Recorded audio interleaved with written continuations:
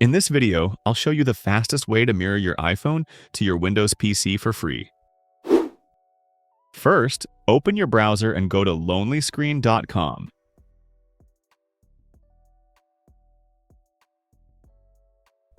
Go to the Download section and click Download for Windows.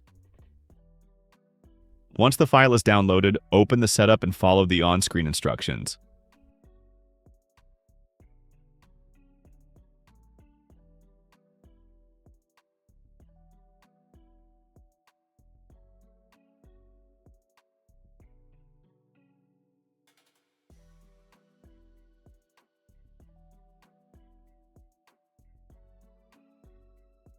After installation, LonelyScreen will open automatically.